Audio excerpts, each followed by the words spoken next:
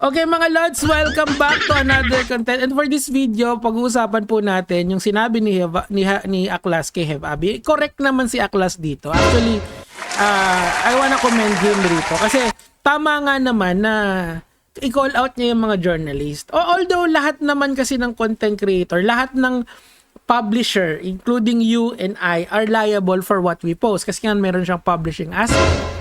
So pwede we could be liable for libel, we could be liable for oral defamation, unjust vexation. All of these are all possible na ikaso sa'yo kapag nagkamali ka. Pero ang mga journalists kasi, they are a step above us, kaming mga content creators. Kaya kita nyo, miski ako, pag nagre-refer ako lagi sa inyo, laging ABS-CBN, GMA, laging balita. Bakit? Kasi nga, sila kasi, they have machineries para i-research ang balita ng tama. Now, if you use that machinery versus an artist na nakakulong, parang unfair nga naman. Yan yung pinopoint out ni Aklas dito. Kaya very good siya dito. Kasi ako, of course, pamimim lang ako. Alam nyo naman yung type ng content ko. Nagkikilitian lang tayo rito eh. Pero pagdating kasi sa ABS-CBN, na mas malawak yung audience nila, di hamak, they should be more careful with the news. Kasi ako tol, alam nyo naman to, I am more disappointed than actually happy dito sa balita na to. Nalulungkot lang ako na ganun yung nangyari kay Hev Abi. Tapos ang masakit pa rito kasi in a few days time, lalabas kasi yung kagaya nung inaresto si Looney, I think mandatory yung drug test. So ina-drug test si Hev Abi, makikita na, alam mo na gumagamit siya. Kung ba makita na gumagamit siya, kasi may mga nahuli na vape pen for marijuana, meron pa daw sabi, meron pa daw kokaron, at meron daw doon shops. Hindi natin alam. That will be posted in a few days time out of transparency. Pero tama si Aklas dito kasi nga, sabi nga nila, lugmok na yung tao, don't hit a man when he's down. Parang yun yung kasi yung dating dito ng mainstream media. Siguro kasi ang point lang nito kasi nakikisali sila sa meme culture. Ang sa akin lang kasi medyo i-formalize, medyo bigyan nyo naman siguro ng kasi nga nabilanggo na wala. Tapos yung machinery nyo mas malaki naman, dihamak sa aming mga content creator, di ba? Heavy langgo, di ba? Ganyan yung YouTube. Tapos hindi lang naman ABS-CBN rin, pati itong Channel 5, di ba? Downtown Kinaladkad.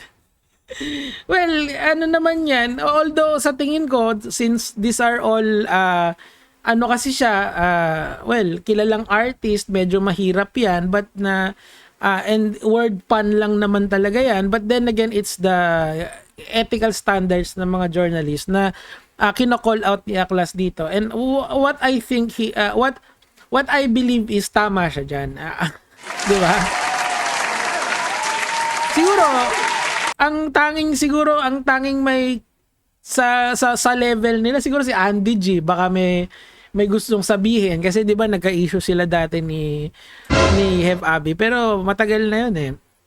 Ayan, caption for journalism at its finest. Yan yung pino-point out ni Aklas kasi nga may ethical standards naman talaga ang mga journalists na dapat sinusunod nila. Okay, so tumuloy si Aklas dito, basahin natin. Teka lang. Ayun. Sabi niya rito, di ko maintindihan kung bakit ganito yung style ng news reporting sa bansang ito. Di ko maintindihan kung bakit double post pa. Kayo tawa lang ng tawa pero talaga super bite ng mga tao sa klaseng pagsusulat sa balita. Di ko maintindihan. I believe ang inaano niya rito yung wordplay. Ito.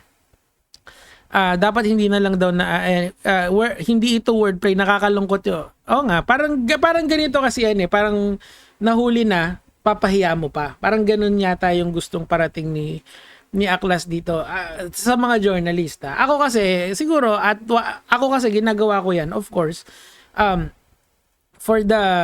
Ako kasi ginagawa ko rin yung ganyan kasi pang flavor lang dun sa content ko. Hindi naman ako journalist eh.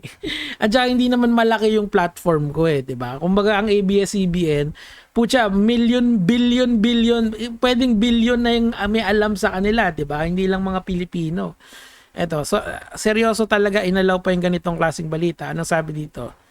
Oo nga, wala. Ganun talaga eh. Wala kang magagawa doon, Aklas, kasi gusto rin nila ng engagement. And maganda rin yung sinabi ni Aklas dito, gusto kong i-highlight. Ako kasi, totoo lang, yung mga post ko, it's for just the flavor. Kumbaga pang ano lang yun, pang kunyari, yung Have Abby tsaka Andy G, nangyari naman talaga yun, di ba? So, hindi ako nagbe-break ng any journalistic. Hindi rin naman ako required sumunod sa journalistic standards. Pero, of course, I am aware of libel laws, kanyan. Wala pa. Sa tingin ko naman, yung kung paano ko to binalita or kung paano ako na-disappoint kay Have Abby, hindi naman siguro ako nakabreak ng kahit anong rule na ganyan. But, may point si Aklas kasi, dapat i-hold natin sa higher standards yung mga nagbabalita sa atin. Si Have Abby ay hindi naman convict. Correct. Hindi pa siya convicted for any criminal actions. Yep, inaresto siya at nakadetain, which is normal procedure sa ops. At may tama ito, karapatan ipagtanggol sa pamamagitan ng kanyang abogado sa isang taglilitis. Correct. Again, all others may speculation maliban sa official document at ng mga pahayag. Correct. Again, yung mga gawing katatawanan ng sitwasyon, eto na yung pinaka-thesis statement niya. Yung gawing katatawanan ng sitwasyon siya kahit nasa klase ng news reporting ay below human hierarchy. O nga, dapat mas taasan yung ethical standards nyo. Hayaan nyo na lang yung mga rap artists ang magbanatan dyan kasi nasa mundo nila yan eh. Hindi naman kayo mga rap artists para gawin yan, di ba? Inaasahan namin kayo magbalita ng ayos pero pag hindi ganyan, wala. Lahat ng mga nakikitawa ay mababa pa sa bato na nasa ilalim ng lupa. Ayan, ako rin eh. Ang comment ko diyan, grabe yung caption. Kasi syempre pag sa ibalita ganyan yung caption, pamamarisan 'yan, oh. 'Di ba? Ang ABS-CBN sinabihan ng heavy langgo, 'di ba? Lahat di ng mga tropa at nakikitropa sa kanya ngayon allergic bigla sa nabanggitin ipos ang pangalan niya. Nasa baba sa puti. Kasi nga takot yung mga yan, di ba? Ganun talaga eh. Siyempre, nahulihan ba naman ng MJ? Siyempre, kanya-kanyang hugas kamay yan, di ba? Parang nung nangyari kay Looney, ilan na lang kaming naniwala nun kay Looney. Ako, naniwala ako kay Looney nun na, alam nyo yan na, alam nyo na may something talaga doon. Na-acquit naman si Looney, di ba? Let justice roll at yung natural order of things ay magte-take place ng kusa yan. Pabor man o hindi, saksak mo sa utak mo na baka naman manghingi ka pa ng shoutout niyan pagkatapos. Correct. Ang bobo din yung mga nagsasabing abangan yung track pag nakalabas na siya.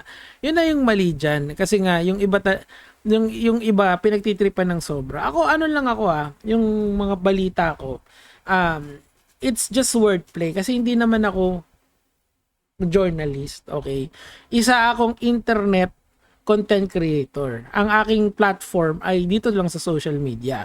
Pero having said that, miski sabihin ni Aklas yan, yung pinaka-thesis statement ko dito is that disappointed ako kay Have Abby. Sobra. Kasi ang galing niyang bata eh. Sinabi ko naman yan sa mga content ko eh. 'Di ba?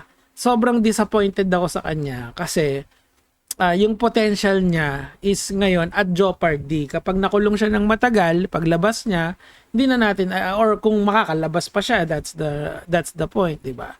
I will hope for the best kay Have Abby. I always tell you this. Don't wish anyone a bad life. Kundi para niyang downtown kinaladkad yung kanyang career sa kulungan kapag ganyan yung nangyari. Okay lang ako, hindi ako journalist katayo-tayo lang ang nagkukwentuhan dito. Pero may point si Aklas. Yung mga news channel, sana bigyan nyo naman ng basic human decency yung bata. Kasi bata pa naman si Have Abby. Yun yung nakaka-disappoint eh. Bata pa talaga siya. Diba? 24 years old, milyonaryo, and then, milyonaryo kasi grabe yung kita niya sigurado sa Spotify eh, diba?